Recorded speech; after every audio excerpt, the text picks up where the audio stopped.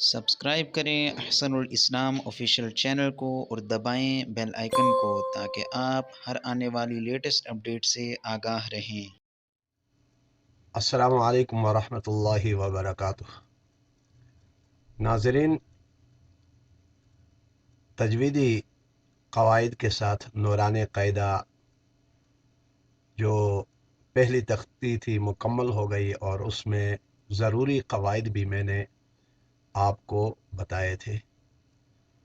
یاد رکھ لیجئے گا کہ اگر کسی چیز کی کسی ساتھی کو کسی معاملے میں کوئی دقت ہوتی ہے تو میں آپ کو واٹس اپ بھی اپنا نیچے دے دیتا ہوں۔ میرے واٹس اپ میں آپ حضرات رابطہ کر سکتے ہیں۔ 24 گھنٹہ جس وقت چاہیں آپ واٹس اپ میں جو ہے نا آپ میسیج چھوڑ سکتے ہیں، آپ کو جواب دیا جائے گا۔ تو آج تجویدی قواعد میں تختی نمبر 2 شروع ہوگی۔ اس سے قبل آپ کو تجویدی ضروری قواعد میں جو چیزیں رہ گئی ہیں وہ آپ کو بتا دیتا ہوں۔ چلیں چلتے ہیں، آپ ذرا دیکھ لیجئے گا، آپ نیچے لائن کو دیکھ لیجئے گا۔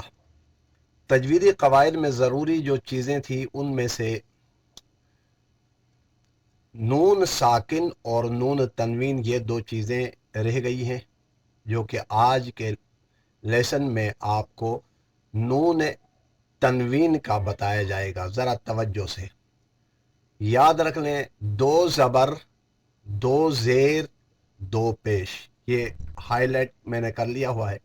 2 زبر 2 زیر 2 پیش، اس کو نون تنوین کہتے ہیں۔ اس کو کیا کہتے ہیں؟ نون تنوین۔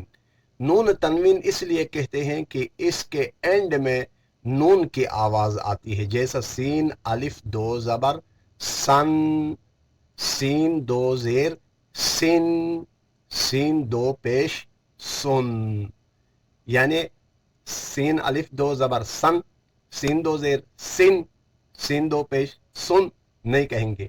نون کی آواز صحیح طریقے سے آنے چاہیے۔ سین الف 2 زبر سن،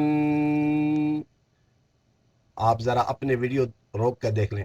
سین 2 زیر سن، سین 2 پیش سن، سن، سن، سن، اس کو نون تنوین کہتے ہیں، اس لیے کہ اس کے اینڈ میں 2 زبر کی آواز، 2 زیر کی آواز، 2 پیش کی آواز نون تنوین کی آتی ہے، یعنی نون کی آواز آنے کی وجہ سے اس کو نون تنوین کہا جاتا ہے۔ آج کی کلاس یہاں اینڈ ہوتی ہے، کل آپ کو دوسرے لیسن میں نون ساکن کے متعلق بتایا جائے گا۔ والسلام علیکم ورحمۃ اللہ وبرکاتہ۔